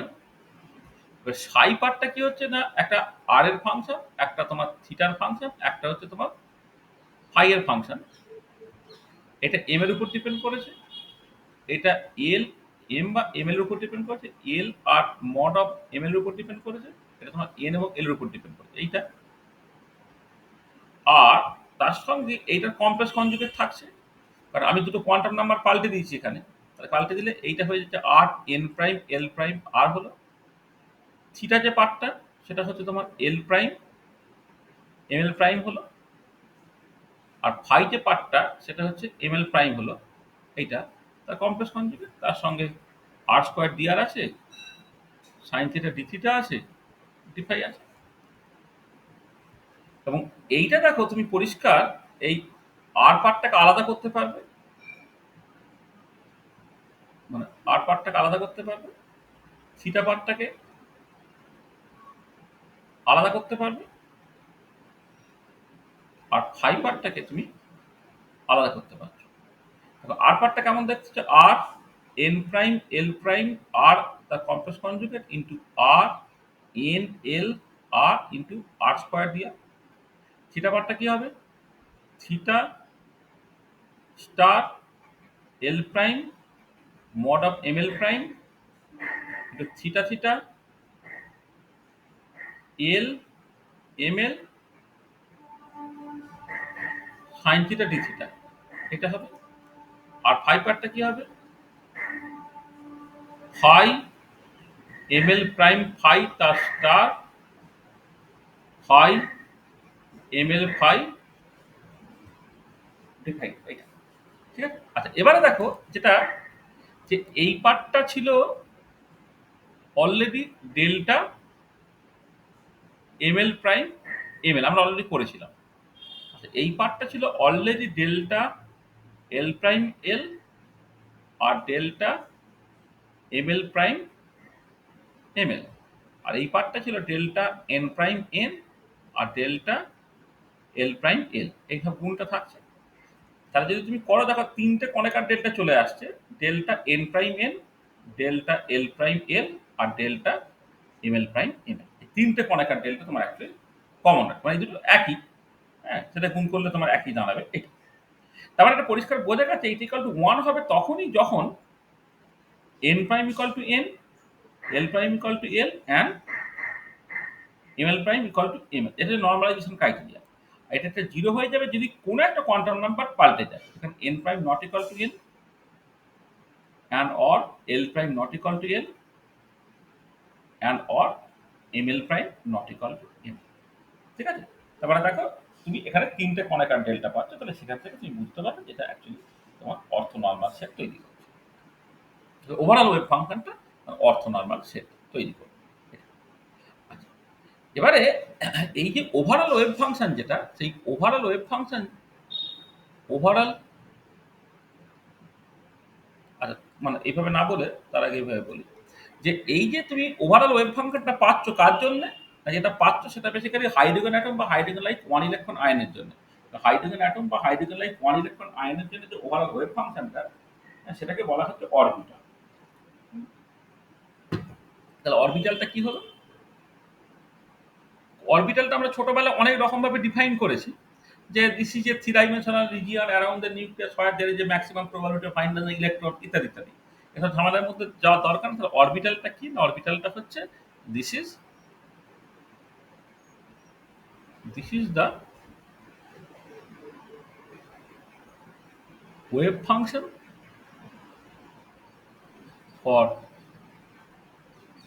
Hydrogen atom or hydrogen like one electron ion.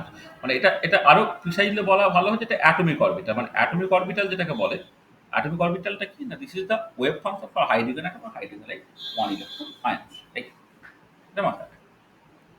আচ্ছা, আর এই যে ওয়াই যে পার্টটা, এটা এল এবং এম এর উপর ডিপেন্ড করে থিটা পাই। এটাকে তো স্ফেরিক্যাল হারমোনিক্স বলে। স্ফেরিক্যাল হারমোনিক্স এটা এটা আমি আগেও বলেছি রিজিড রডের প্রবলেম করার সময়। This is A simultaneous eigenfunctions of L square and LZ. তো স্ফেরিক্যাল হারমোনিক্সটা L স্কয়ার এবং LZ দুজনেরই আইগেন ফাংশন হয়।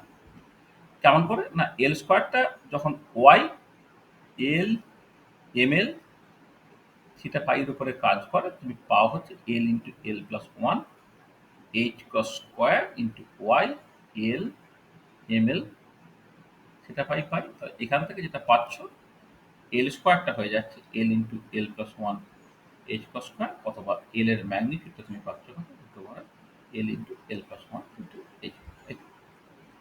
আর এল জেড অপারেটরটা যখন ওয়াই এল এম এল সেটা ফাইলের উপরে কাজ করছে, তোমাকে কি দিচ্ছে? না, m l into h cross into y l m l সেটা ফাই দিল এটা। সেখান থেকে তোমার জেড কম্পোনেন্টের অ্যাঙ্গুলার মোমেন্টামটা হয়ে যাচ্ছে এম ইন্টু এইচ। এইটা হচ্ছে square of total angular momentum.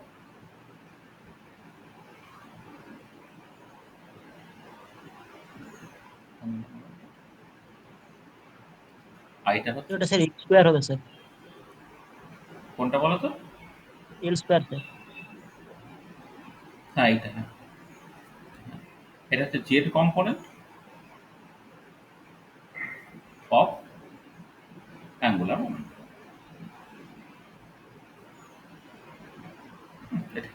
তো এগুলো আমরা অলরেডি দেখেছি। Spherical harmonics, total atomic orbital, spherical harmonics, এটা অলরেডি বলা। আচ্ছা, এবারে একটা বিশেষ ইম্পর্টেন্ট ব্যাপার আছে। তুমি খেয়াল করো, দেখো যেটা যে তুমি যখন ওভারঅল ওয়েভ ফাংশনটাকে লিখছো, এটা খুব ইম্পর্টেন্ট পয়েন্ট যে যখন তোমার এমএলটা নট ইকুয়াল টু জিরো, দেন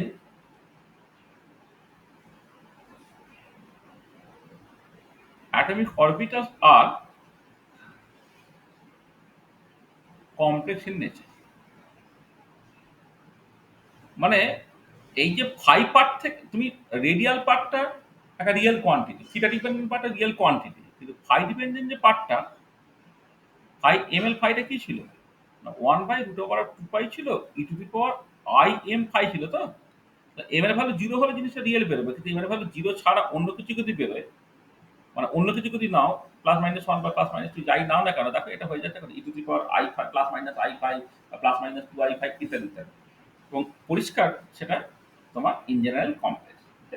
তাহলে যেটা দাঁড়াচ্ছে যে m l not equal to zero হলে অ্যাটমিক অরবিটাল গুলো ইন জেনারেল কমপ্লেক্স হচ্ছে। আর এবারে কথা হচ্ছে যে কমপ্লেক্স অরবিটালের যেটা অসুবিধে, সেটা হচ্ছে এই যে কমপ্লেক্স অরবিটালকে তুমি গ্রাফিক্যালি রিপ্রেজেন্ট করতে পারবে না। তাহলে যেটা ডিফিকাল্টি, সেটা হচ্ছে এই ডিফিকাল্টিটা হচ্ছে complex orbitals cannot be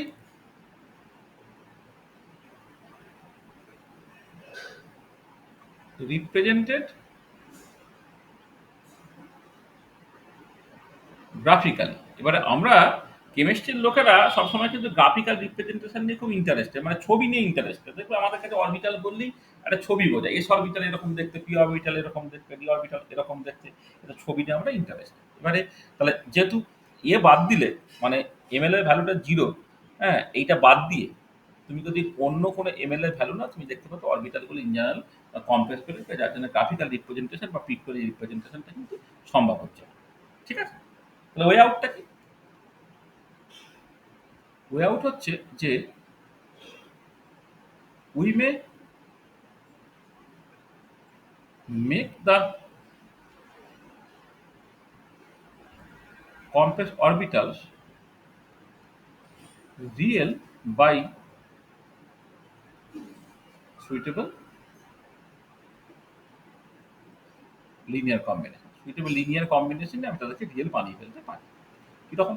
ধরো একটা দেখা যায়, ধরো আমি এরকম বললাম যে এন এর ভ্যালু 2 নিয়েছো তুমি, এল এর ভ্যালু 1 নিচ্ছ।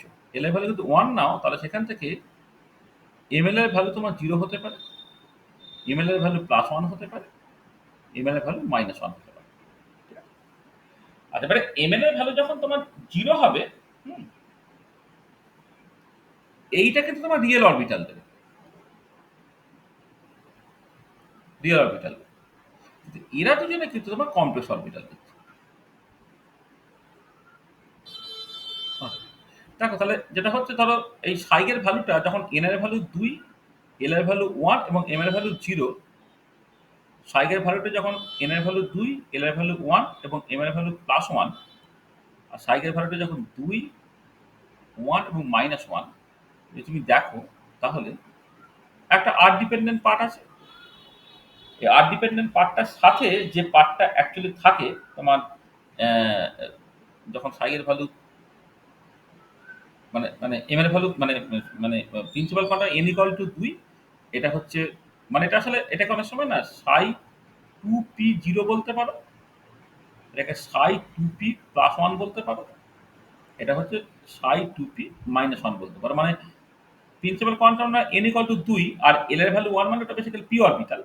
এবারে m এর ভ্যালু 0 নাকি +1 না -1 তার মতো করে আমি নামগুলোকে দিয়েছি। আচ্ছা, এবার যেটা বলছিলাম যে এইটা যেটা দেখতে পাবো একটা অ্যাঙ্গেল ডিপেন্ডেন্ট পার্ট থাকবে, সরি আর ডিপেন্ডেন্ট পার্ট থাকবে, তার সঙ্গে এক্সপ্লিসিটলি অ্যাঙ্গেল ডিপেন্ডেন্ট পার্টটা কিন্তু আমি আলাদা করে দিচ্ছি, ইয়ার ইন্টু cos θ থাকছে। আর এইখানে যেটা দেখবে যে এক্ষেত্রে ধরো এই ইয়ার একটা পার্ট রইলো, তার সাথে যে পার্টটা থাকবে সেটা হচ্ছে এই সাইন থিটা e⁻i⁵ থাকে, আর এর ক্ষেত্রে একটা constant into sine theta into e⁻−i⁵ থাকে। This is very very important যে তুমি যখন এমএল এর ভ্যালুটা +1 বা -1 নিচ্ছ, তো সাই 2p+1 বা সাই 2p-1 করছো, তখন তুমি দেখতে পাচ্ছ এই যে দুটো অরবিটাল থাকে e⁻i⁵ e⁻−i এরা কিন্তু কমপ্লেক্স অরবিটাল হচ্ছে। আচ্ছা, এবারে এইটা হচ্ছে তুমি দেখবে এটা হচ্ছে অ্যাঙ্গুলার ওরিয়েন্টেশনটা হচ্ছে অ্যালং দ্য জেড ডিরেকশন হয় বলে এটাকে বলা হচ্ছে পি জেড অরবিটাল, এটা হচ্ছে 2p জেড অরবিটাল। এটা কারণটা কি, অ্যাজ এটা আমরা পরে দেখবো যে অ্যাঙ্গুলার ওরিয়েন্টেশন কেমন করে along Z direction, angular orientation is along Z direction. এই দুটো কমপ্লেক্স অরবিটাল, এর জন্য আমি কিছু বলতে পারছি না। ঠিক আছে? আর এবার আমি কি করলাম, now take the following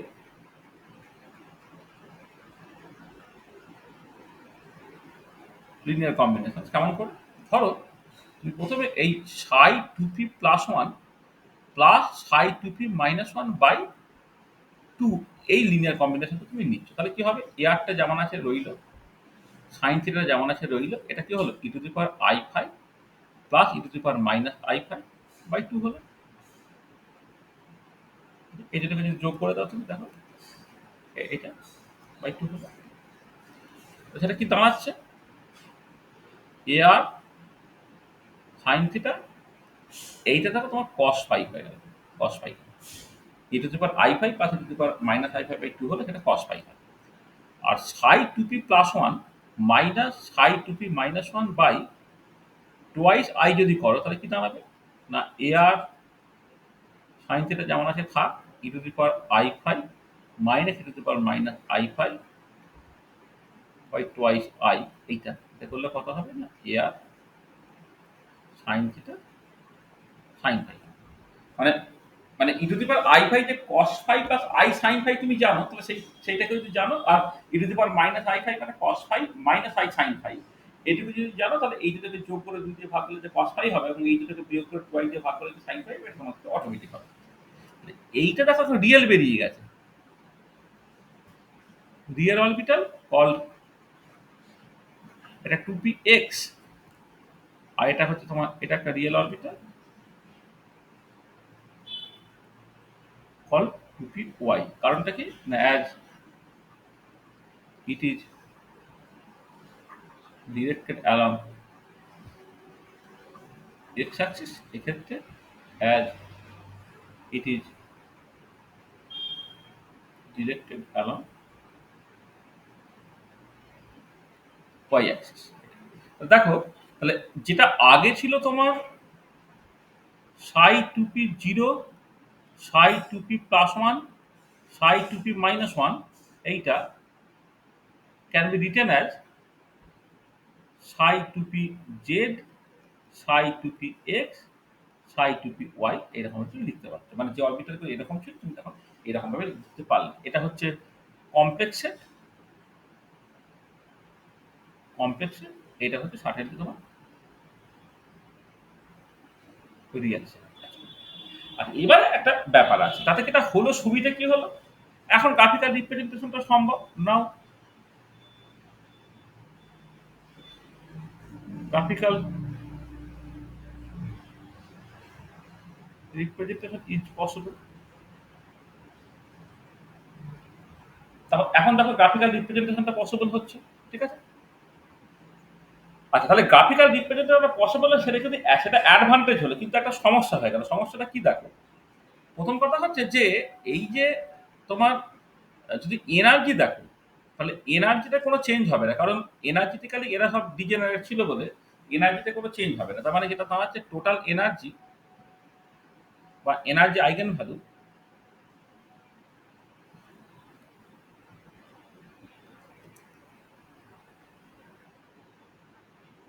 energy eigenvalues as well as total angular momentum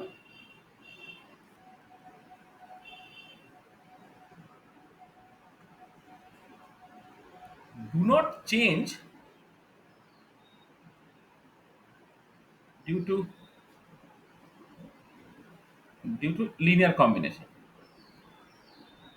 এবার লিনিয়ার কম্বিনেশনটা নেওয়ার জন্য এগুলো কিছু চেঞ্জ হয়নি। কারণটা কি, কারণটা দেখ একটা ইম্পর্টেন্ট থিওরেম ছিল the necessary and sufficient condition, sorry একটা থিওরেম ছিল তোমাদের মনে পড়ছে কিনা দেখো, তখন কোয়ান্টাম মেকানিক্স পড়ানো হয়েছিল তখন আমরা বলেছিলাম যে সাই 1 and psi 2 are two degenerate eigen function of a linear operator A যদি হয় with eigen value alpha, then their arbitrary linear combination will also be an eigenfunction of that linear operator with the same eigenvalue alpha।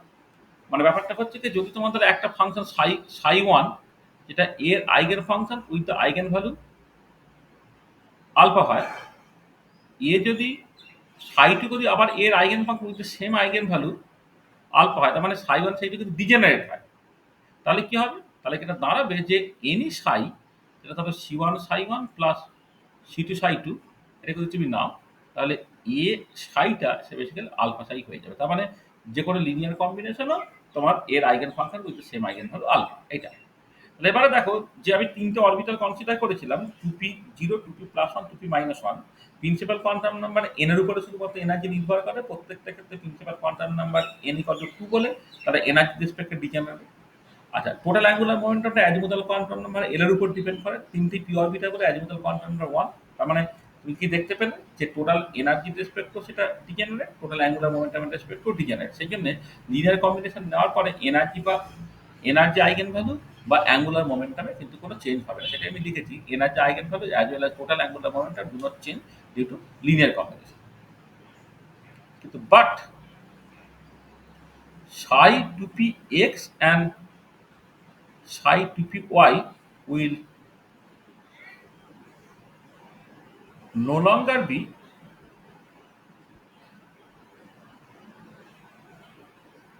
eigenfunctions of LZ operator. দেখো তুমি যখন প্রথমে LZ অপারেটরটা psi 2p plus 1 এর উপরে কাজ করেছিলে, সেটা কত হয়? এটা তো basically ml into h cross হয়, তার মানে এটাকে plus h cross into psi 2p plus 1 দেবে। আচ্ছা, LZ টা যখন তুমি psi 2p মাইনাস 1 এর উপরে কাজ করছো, সেটা কি হচ্ছে? Minus h cross into psi 2p minus 1 দেবে। এগুলোতে কোনো অসুবিধা নেই। কিন্তু যখন LZ টা লেসছে তুমি এই কম্বিনেশনটা, মানে আচ্ছা আমি একবার লিখি, এইটা যখন তুমি 2px এর উপরে কাজ করবে, মানে কি হচ্ছে এটা? LZ অপারেটরটা কাজ করছে বেসিক্যালি তোমার হচ্ছে psi 2p plus 1 plus psi 2p minus 1 by 2 তার উপরে কাজ করলে তাহলে কি দাঁড়াচ্ছে? দেখো এইটা এর উপরে কাজ করলে তোমার দিচ্ছে কি h cos into psi 2p plus 1, এটা এর উপরে কাজ করলে কি দিচ্ছে? Minus h cos into psi 2p minus 1 by 2। এটাকে তুমি কোনো রকম ভাবেই কিন্তু একটা constant time psi 2p x হিসেবে তুমি কিন্তু লিখতে পারছো না, আর এখানে প্লাস ছিল তোমার মাইনাস হয়ে গেছে। সিমিলারলি LZ অপারেটর যদি psi 2p y এর উপরে কাজ করে, সেটাও তুমি একটা constant time psi 2p y এরকম ভাবে লিখতে পারবে না। তাহলে এটা একটা ডিসঅ্যাডভান্টেজ। তাহলে যখন কমপ্লেক্স অরবিটাল ছিল, সুইটেবল লিনিয়ার কম্বিনেশন নিয়ে রিয়েল যখন তুমি বানিয়ে নিচ্ছ, তাতে লাভ অলাভের জায়গাটা কি? লাভ অলাভের জায়গাটা হচ্ছে যে তুমি যেটা আগে গ্রাফিক্যাল রিপ্রেজেন্ট করতে পারছিলে না, এখন গ্রাফিক্যাল রিপ্রেজেন্ট করতে পারলে, সেটা আমার লাভ। আচ্ছা, কিন্তু একটা লোকসান হয়ে গেল। লোকসানটা হচ্ছে যে কমপ্লেক্স অরবিটাল গুলো, যেটা psi 2p প্লাস 1 বা psi 2p মাইনাস 1, তারা কিন্তু LZ অপারেটর আইগেন ফাংশন ছিল উইথ দ্য আইগেন ভ্যালু, যথা প্লাস h এবং মাইনাস h। যখন লিনিয়ার কম্বিনেশন নেওয়ার পরে psi 2p x এবং psi 2p y তুমি নিয়ে নিচ্ছ, তারা কিন্তু LZ অপারেটর আর আইগেন ফাংশন থাকছে না। হ্যাঁ, মানে আইগেন ভ্যালু ইকুয়েশনে কিন্তু সে অ্যাকচুয়ালি ওকে করছে। ঠিক আছে? এটা তাহলে এটা কিন্তু তোমার অসুবিধার জায়গা। তার মানে দেখো, তাহলে এখন কি হচ্ছে না, এখন তুমি সকল রিয়েল অরবিটালস গুলো পেয়ে গেছো। তাহলে রিয়েল অরবিটাল গুলো তুমি পেয়ে যাও, তারপরে সেই রিয়েল অরবিটাল তোমাকে কাজ করতে হবে। তার মানে আমি জাস্ট কতগুলো সিচুয়েশন যাচ্ছে তোমাকে বলে নিই। আর আমি যেটা দেখো, এইটা যেমন পি অরবিটালের ক্ষেত্রে করলাম, ঠিক একই রকম ভাবে ডি অরবিটালের ক্ষেত্রেও তুমি ওই কমপ্লেক্স অরবিটাল পাবে একটা, মানে যখন ডি অরবিটাল মানে এল ইকুয়াল টু 2, তখন এম এল এর ভ্যালু 0 হতে পারে, প্লাস মাইনাস 1 হতে পারে, প্লাস মাইনাস 2 হতে পারে। তাহলে এম এল ইকুয়াল টু 0 যখন, সেটা অটোমেটিক্যালি রিয়েল হয়ে যাচ্ছে। কিন্তু যখন m l equal to plus minus 1 বা প্লাস মাইনাস যখন কমপ্লেক্স হয়ে যাবে, তখন আবার তোমাকে সুইটেবল লিনিয়ার কম্বিনেশন রিয়েল মানিয়ে নিতে হবে। তার মানে দেখো, তাহলে আমি যদি এই principal quantum number n, azimuthal quantum number l, magnetic quantum number, এখন ম্যাগনেটিক কোয়ান্টাম নাম্বার ml বলা উচিত কিনা জানি না, মানে ml, এবং সেখান থেকে ওয়েভ ফাংশন সাই n l ml তার কতগুলো এক্সপ্রেশন লিখি। ধরো n এর ভ্যালু 1, l এর ভ্যালু 0 হলে m এর ভ্যালু 0, তখন সেটা সাই 1 0 0, সেটাকে 1s অরবিটাল বলে। এই 1s অরবিটালের এক্সপ্রেশনটা কিন্তু মুখস্থ করে ফেলবে। সেটা হচ্ছে 1 by root over of pi into z by a zero whole to the power 3/2 into e to the power minus r by z a zero, sorry e to the power minus z r by a zero. তোমার তুমি তো এ করছো না, মানে hydrogen like সিস্টেমের জন্য সরাসরি করছি। হাইড্রোজেন অ্যাটম করলে আর বাই এ জিরো হয়ে যেত, তাহলে হাইড্রোজেন লাইক সিস্টেম যখন করতে e to the power minus z r by a zero, তাহলে 1 by root pi z by a zero whole to the power 3/2 e to the power minus z r by a zero. এটা হচ্ছে 1s অরবিটালের form. আচ্ছা, N এর value যখন 2 করলে এল এর value তোমার 0 হতে পারে, তখন সাই 2 0 0, অর্থাৎ সাই 2s অরবিটাল তুমি পাচ্ছ। আচ্ছা, 2s অরবিটালের ক্ষেত্রে মনে রাখতে পারলে ঠিক আছে, কিন্তু মানে 1s টা অবশ্যই মনে দেয়, 2s টা মনে রাখতে পারলে ভালো, মনে না রাখতে পারলে খুব একটা অসুবিধার কিছু নেই।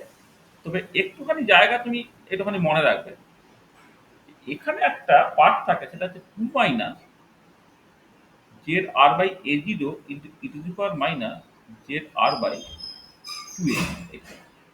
দেখো একটু এক্সপোনেনশিয়াল পার্টটার দিকে খেয়াল করো। এক্সপোনেনশিয়াল পার্টটা e to the power minus z r by n a zero হয়।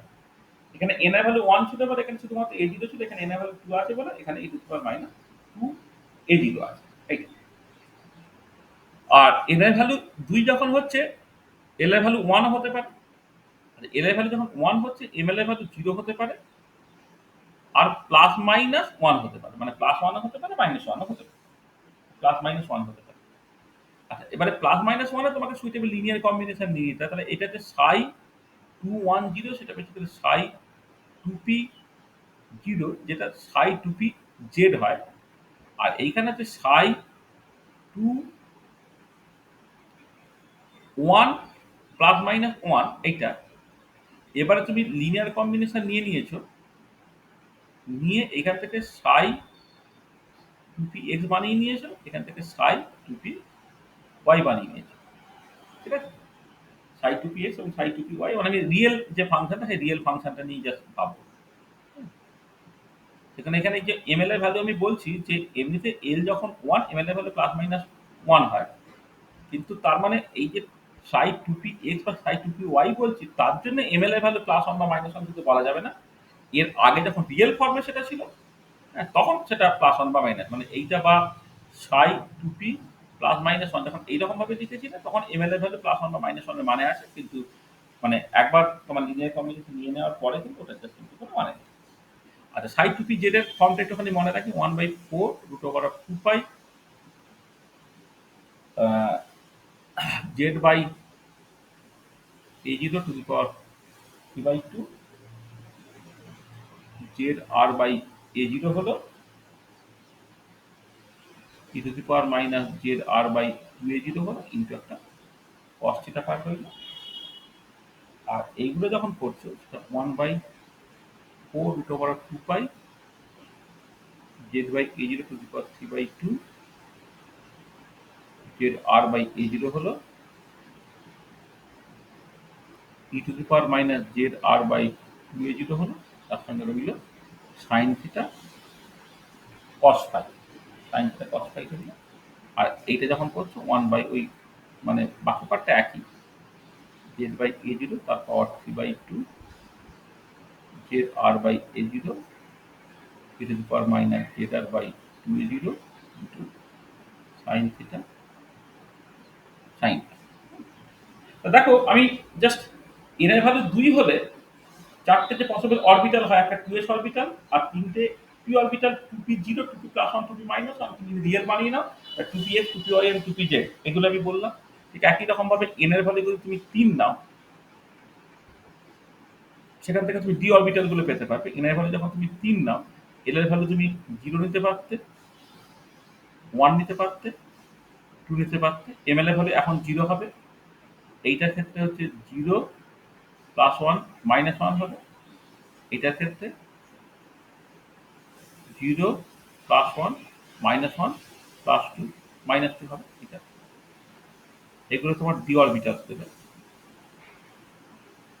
এক্ষেত্রে বাই ডিফল্ট এমএল যখন 0 তখন সেটা রিয়েল বেরোলো, আর বাকিগুলোর ক্ষেত্রে তোমার কমপ্লেক্স বেরোবে, তখন এই যে প্লাস 1 আর মাইনাস 1 এই দুটো লিনিয়ার কম্বিনেশন নেবে একটা, আর প্লাস 2 ও মাইনাস 2 লিনিয়ার কম্বিনেশন নেবে, নিয়ে তুমি 5টা অরবিটাল পেয়ে যাবে। তুমি ধরো এই d x y, d x z, d y z, d x square minus y square, d z square, এসব অরবিটাল, ঠিক আছে? দেখো এমনি ডি অরবিটালের ফর্ম তোমার এমনি মনে থাকবে না, এই ওয়ানেসটাই মনে থাকে, বাকিগুলো যদি তোমায় করতে দেয় তাহলে সার্টেনলি করছে তার এক্সপ্রেশন থেকে বলে দেবে। তা দেখো তাহলে আমরা কি করলাম না, আমরা যেটা করলাম আজ এখন পর্যন্ত সেটা হচ্ছে যে একদম যে বোরিং যে কম্পোনেন্ট পার্টটা ছিল, মানে বোরিং পার্টটা যে একদম হাইড্রোজেন পার্টের কিছুটা পার্ট বোরিং আর কিছুটা পার্ট হচ্ছে ইনঅর্গানিক কেমিস্ট্রিতে যেমন ভাবে পড়ো তোমরা সেই মতো করে তুমি ইন্টারেস্টিং পার্ট। তাহলে বোরিং পার্টটা আমরা বেসিক্যালি কভার করে ফেললাম। আমরা যেটা করলাম আগের দিন থেকে যদি পড়ার পর তুমি শুরু করো, আগের দিন আমি টাইম ইন্ডিপেন্ডেন্ট সোলিঞ্জার ইকুয়েশনটাকে কনস্ট্রাক্ট করেছি। সেটা দেখলাম যে মানে নিউক্লিয়াস কার্টেসিয়ান কোঅর্ডিনেট সিস্টেমে নিউক্লিয়াস এবং ইলেকট্রনের অ্যাবসলিউট কোঅর্ডিনেট দিয়ে যদি দেখো তাহলে একটা 6 ভেরিয়েবল প্রবলেম হবে, তুমি হ্যান্ডেল করতে পারছো না। প্রথমেই যেটা করা হলো ওটাকে সেন্টার অফ মাস কোঅর্ডিনেট এবং কি বলে রিলেটিভ কোঅর্ডিনেটে তুমি ট্রান্সফর্ম করলে, করে দেখলে যে সেন্টার অফ মাস কোঅর্ডিনেট নিয়ে যে পার্টটা, সেই পার্টটাতে translational motion of the atom as a whole represent করছে, ওটা নিয়ে তুমি ইন্টারেস্টেড নও। তুমি অ্যাকচুয়ালি ইন্টারেস্টেড ছিল হচ্ছে রিলেটিভ মোশন, মানে ইলেকট্রনের motion relative to the nuclear motion, এটা তুমি ইন্টারেস্টেড ছিল, সেই জন্য তোমাকে ওই যেটা ইয়ে ফর্মে রিলেটিভ কোঅর্ডিনেটের ফর্মে ছিল সেই পার্টটাকে নিতে হতো। স্টিল এটা একটা three variable problem x y z, এটাকেও তুমি সেপারেশনে ভেরিয়েবল সলভ করতে পারছো না, কারণ পরীক্ষা নেই যে ইকুইলিয়ার ফাংশন পোলার কোঅর্ডিনেট সিস্টেমে গেছে বলে পোলার কোঅর্ডিনেট সিস্টেমের সলিডারি ক্ষেত্রে তুমি লিখলে, লিখে সেখান থেকে সেপারেশন অফ ভেরিয়েবল টেকনিকটা ইউজ করে r part theta part phi part করলে আর পার্ট থেকে তুমি এনার্জি পেলে, r dependent part of wave function পেলে, থিটা পার্ট থেকে হচ্ছে তুমি theta dependent part of wave function পেলে এবং টোটাল অ্যাঙ্গুলার মোমেন্টাম পেয়ে যাবে। আর ফাই পার্ট থেকে নিজের যে কম্পোনেন্ট অফ অ্যাঙ্গুলার মোমেন্টাম পাচ্ছ, phi part of the hyper of the wave function পেয়ে যাবে। এবার r part theta part phi part তারা একে অপরের তারা মানে নিজের যে অর্থ নর্মাল সেগুলো তোমরা সব দেখেছো, সিন থেকে গুণ করে ওভারঅল ওয়েভ ফাংশনটা পেয়ে গেলে ওয়ান ইলেকট্রন সিস্টেমের ক্ষেত্রে বা ওয়ান ইলেকট্রন অ্যাটম বা আয়নের ক্ষেত্রে যে ওয়েভ ফাংশন সেটাই বেশি তোমার অরবিটাল বা অ্যাটমিক অরবিটাল। এবার অরবিটালগুলো ইন জেনারেল কমপ্লেক্স হচ্ছে যখন এম নট ইকুয়াল টু 0 হচ্ছে, তখন তোমাকে সুইটেবল লিনিয়ার কম্বিনেশনে রিয়েল বানিয়ে দিতে হচ্ছে, সেই রিয়েল অরবিটাল পদ্ধতি তুমি বানাতে সেই পদ্ধতিটা করবে।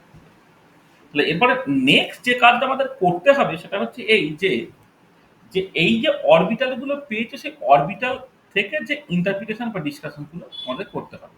এবার নেক্সট যে কাজটা আমাকে করতে হবে সেটা হচ্ছে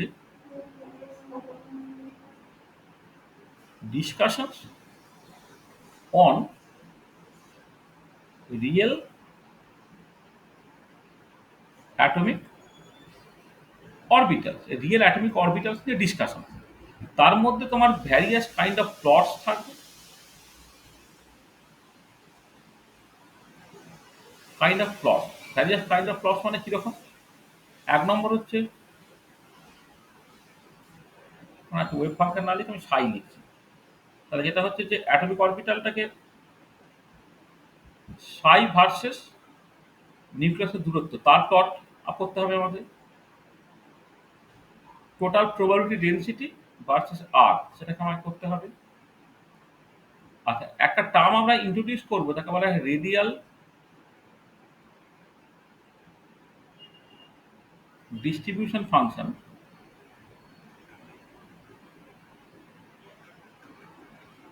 রেডিয়াল ডিস্ট্রিবিউশন ফাংশন অথবা রেডিয়াল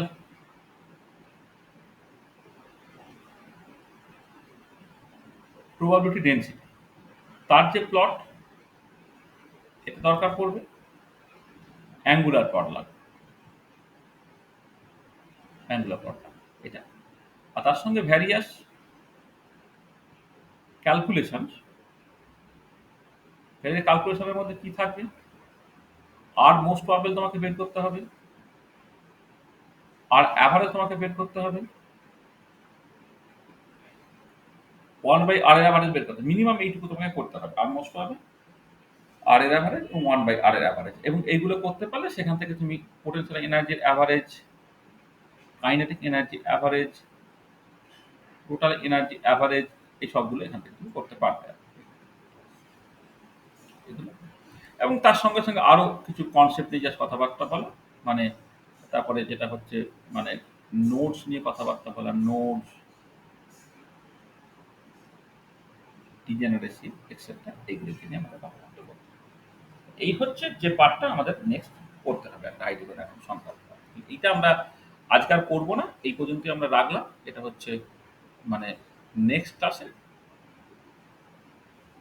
এটা কভার করবো। তাহলে একটা মানে এখানে হাফ খাঁজা করে রেখে দিয়ে লাভ নেই। হ্যাঁ, আমরা একদম রিয়েল অ্যাটমিক অরবিটাল নিয়ে যে ডিসকাশনের জায়গাগুলো সেইগুলো হচ্ছে নেক্সট ক্লাসে শুরু করবো। শনিবার রাত্রেবেলা ক্লাস হবে আর কি। আমরা এই পর্যন্তই আজকে রাখছি।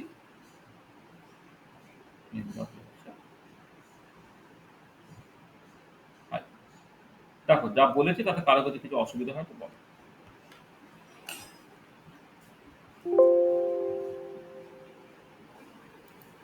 সব বুঝতে পেরেছো? যা সব বলতে চেয়েছি সব বুঝতে পেরেছো?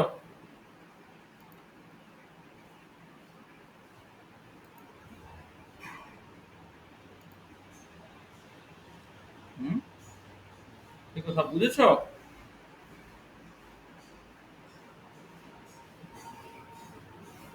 কোথায় কেটে সবাই? হ্যাঁ স্যার।